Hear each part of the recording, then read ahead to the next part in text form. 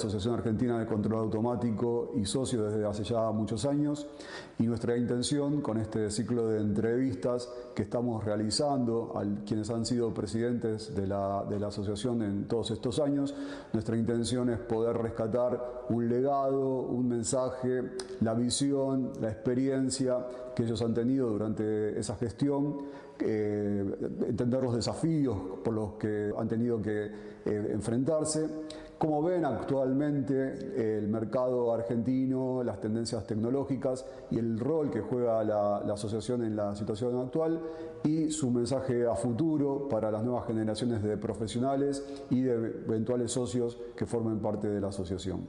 Hoy es viernes 27 de septiembre del año 2024. Estamos reunidos aquí en esta oficina donde vamos a dar continuidad a las entrevistas que hacemos a quienes han sido presidentes de la Asociación Argentina de Control Automático, con la intención de interiorizarnos en las experiencias que han tenido, cómo se vincularon con nuestra asociación y bueno, cuál fue los desafíos que encontraron en ese momento y el legado que han dejado y las vistas que tienen en el futuro tanto de nuestro país como de las tendencias mundiales.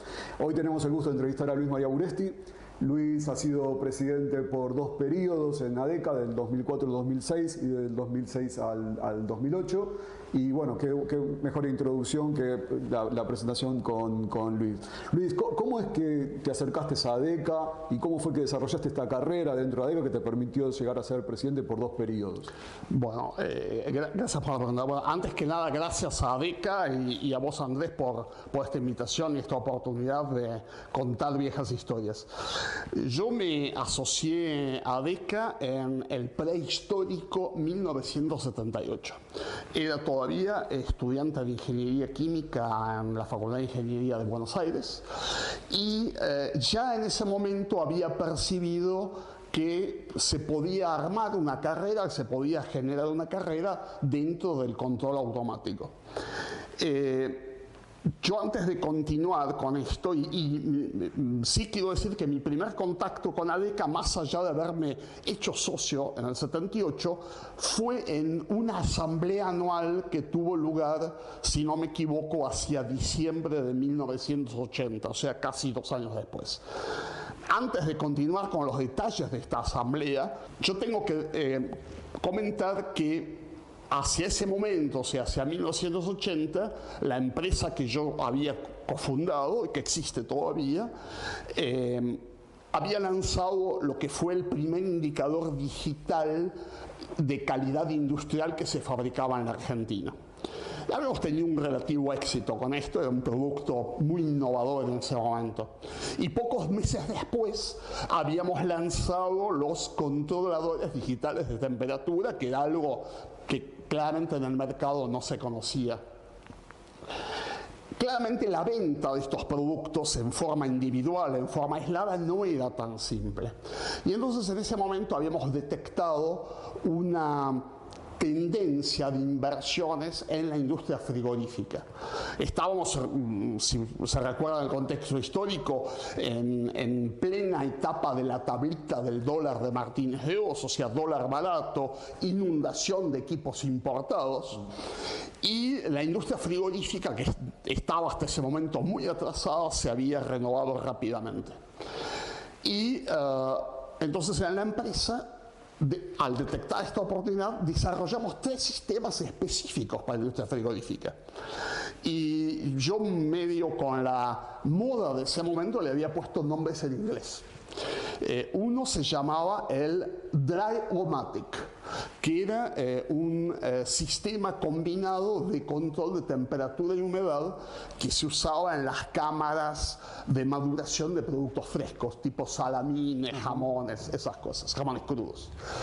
El otro lo había bautizado Oven-Matic, porque era un controlador de temperatura con un programador de set point que permitía, valga la redundancia, controlar los hornos de productos cocidos.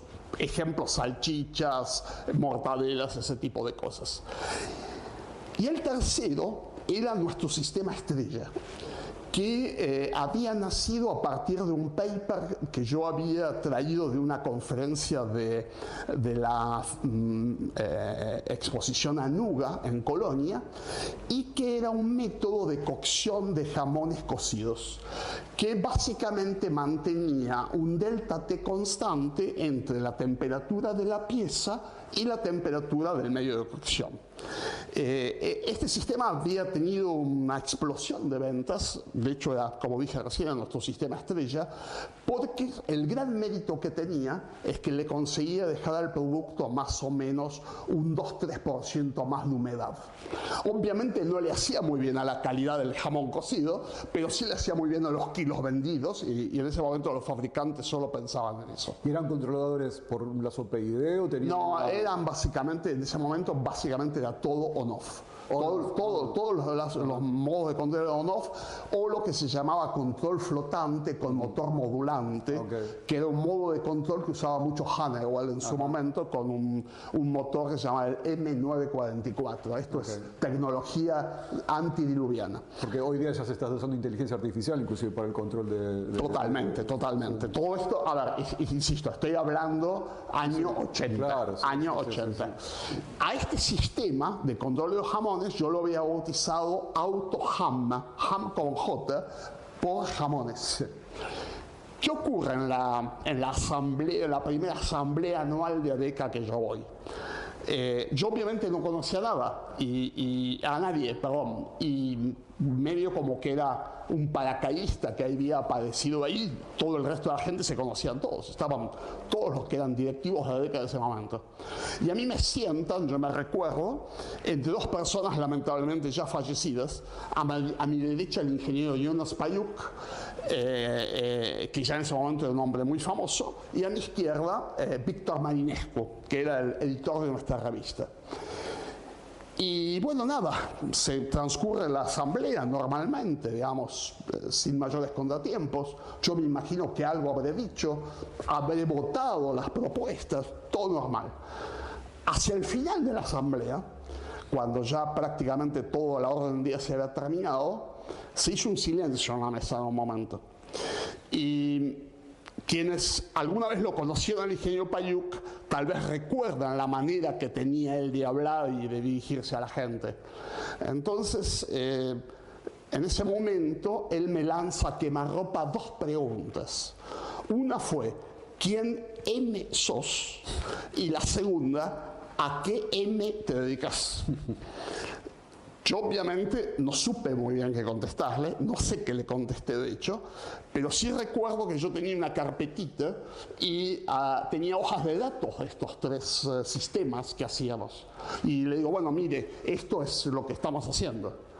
Cuando él ve esta denominación AutoJam, ahora vamos a pronunciarlo como corresponde, en voz alta y a toda la mesa dice: te felicito, veo que has inventado algo que se traba solo. Trágame tierra. En ese momento me di cuenta que tenía que aprender inglés. Claro, del jam. Hoy si hubiese ocurrido eso sería, digamos, para causa penal, yo creo.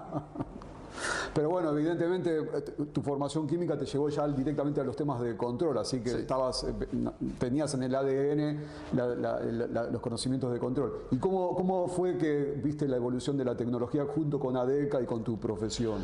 Bueno, si vos te referís a la tecnología del momento que yo empecé, antes que nada yo tengo que decir que yo, cuando inicio digamos, los estudios de ingeniería, prácticamente un año y medio lo hice con regla de cálculo, ¿no? Digamos, tenemos que ser muy claros en ese contexto histórico. Y la primera vez que yo uso una computadora es la IBM 360 de la facultad en Fortran 5 y con tarjetas de cartón perforado. En ese momento todavía estaba la enorme, digamos, discusión si los sistemas de control tenían que ser neumáticos o electrónicos. Y claramente había, la biblioteca estaba dividida, porque lo neumático estaba muy probado, funcionaba muy bien, era costoso, era difícil el mantenimiento, pero claramente tenía ventaja y había múltiples proveedores, y lo electrónico todavía tenía graves problemas de confiabilidad. Más industrialmente. claramente. Sí, sí, claramente. Digamos, obviamente esto ya es posterior al viaje a la Luna, todo electrónico, etcétera, pero a nivel industrial la electrónica no estaba para nada afianzada. En ese momento, inclusive yo recuerdo una obra que se hizo, que fue, estamos hablando inicio de los años 80, fines de los 70, que fue Petroquímica Río Tercero, que fue en la Argentina, creo, la última gran obra hecha totalmente neumática, porque claramente se le tenía desconfianza a la electrónica. Después, a lo largo de mi intervención en ADECA, o de los años que yo transcurrí en ADECA, yo vi varias cosas. Ya en la época en la cual yo fui presidente, tal vez hubo dos o tres corrientes impulsoras. Una de ellas es la famosa convergencia del DCS con el PLC, que creo que hoy, vos lo sabrás mejor que yo, prácticamente es imposible identificar uno del otro. La otra tendencia muy fuerte que apareció en la época en que yo era presidente y actuaba más en ADECA fue la de los buses inteligentes de comunicación, fundamentalmente el Foundation Field Bus, que en su momento se pensaba que iba a avasallar con todo y que no iba a sobrevivir nadie. Y creo, de vuelta acá, corregime si me equivoco, creo que al día de hoy todavía el 80% del instrumental industrial de campo es 420 mA con Hart. Sí, persiste Y la otra tendencia que se afianzó mucho en aquellos años, insisto, ya 2004, 2008, fue la aparición de los sistemas SCADA paquetizados, que permitió de alguna manera salir del monopolio que tenían las grandes casas de instrumentación. Esas fueron las tendencias que yo más recuerdo, sobre todo. ¿Y cómo es? Evidentemente vos empezaste muy abajo en ADECA, decías que no te conocían ni Marinescu ni ninguno de los otros de la mesa. Y hoy día sos posiblemente la persona más conocida dentro de ADECA. ¿Qué te aportaba participar en ADECA que te motivó a inclusive a hacer carrera como llegar a ser presidente? Bueno, mira, yo siempre lo he dicho, ADECA en su momento fue mi LinkedIn. Claro. Yo cuando inicié mi actividad era muy joven, no conocía absolutamente a nadie y de alguna manera necesitaba encontrar gente con la cual pudiese hablar en el mismo idioma. Y fue así que yo me acerqué a ADECA y estoy muy contento de haberlo hecho. Muy contento. Y en tu gestión como presidente, ¿cuáles fueron los desafíos que viste, más que te ocuparon? Bueno, vos sabés que a mí me tocó asumir la presidencia de ADECA en circunstancias no muy normales, digamos. Yo afortunadamente tomé una política de consenso, si se quiere, traté de apaciguar un poco las aguas y pudimos desarrollar muy bien la exposición después del 2006, del 2008, del 2010, que fueron las que yo estuve a cargo. Y digamos, yo en mi gestión, como aspectos positivos, recuerdo que creo que al fin de mi gestión, ADECA tuvo el récord de socios activos y adherentes y sobre todo, a pesar que en algún momento habíamos sido criticados por eso, récord de reservas en moneda fuerte, que de hecho después le permitió a la asociación vivir mucho tiempo gracias a eso. Yo me acuerdo de una de esas ADECAs, no me acuerdo si la del 2010 o la del 2008, que dimos participación a estudiantes, que fue parte de lo que se ofrecía, y cuando vimos los resultados al final, una frase tuya que no me olvido más, que dijiste, lo que vimos hoy no es lo que la televisión nos muestra de la juventud. Esa frase fue muy emocionante. Eso fue una iniciativa mía, lo que llamábamos el certamen estudiantil. Esa idea no fue mía, debo reconocerlo, yo la había visto en una feria en la feria de Hannover en Alemania, y yo siempre recuerdo, e inclusive este año vi algo parecido, recuerdo a los grupos de estudiantes trabajando en distintos proyectos, y en gradas que habían construido la gente de las mismas instituciones, compañeros o allegados, haciendo de hinchada, como si fuera un match de fútbol. Y yo recuerdo el entusiasmo de todo eso, y se trató de llevar al concurso estudiantil, que creo que fue bastante exitoso. Sí, fue muy lindo, una experiencia. Fue muy exitoso, y creo que de alguna u otra manera perdura todo. Sí, eso se mantiene. ¿Y cómo ves hoy el rol que juega la DECA en un mercado como el argentino? Inclusive la DECA trasciende Latinoamérica, inclusive. ¿Cómo ves que juega hoy día? ¿Y cuál es la situación que ves también en Argentina, particularmente en lo que atañe a las tecnologías de control, la llegada de las nuevas generaciones? Bueno, yo, pues para quienes no me conocen, yo realmente estoy desvinculado de la actividad profesional del día a día ya desde hace algo más de 10 años. No obstante, sigo las tendencias. Evidentemente el mercado argentino todavía está muy centrado en la parte del control automático y la automatización a nivel industrial. Yo hace ya un par de años traté de hacer un conteo de todos los lazos de control cerrados. Lazo de control, entiéndase, sensor, controlador, actuador, que había en operación en el mundo, y esa cifra daba literalmente miles de millones. Obviamente no es fácil hacer ese análisis porque se requiere mucho de, como dicen los norteamericanos, de educated guess. No es tan simple, pero la realidad es que los lazos a nivel mundial, los lazos industriales no eran ni el 10% de ese total. Hoy en día claramente el control automático pasa por la aviónica, por la defensa, por la robótica, y disciplinas, los drones y disciplinas de ese tipo. Yo veo que en la Argentina todavía muchas de esas cosas son muy incipientes. Hay cosas embrionarias, pero son incipientes. Y ahora, el rol de ADECA indudablemente ha cambiado.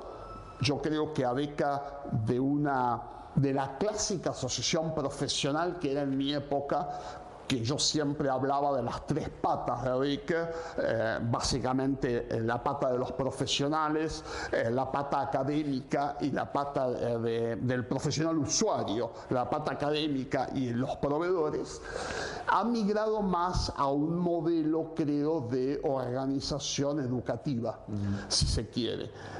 Y creo que a lo mejor eso es correcto. Hoy en día, a mi gusto, los 2 grandes desafíos que yo veo, y en particular en la Argentina, están por el lado de la capacitación, y el segundo por el lado de la idoneidad profesional en el ejercicio de la profesión, le hace las certificaciones profesionales.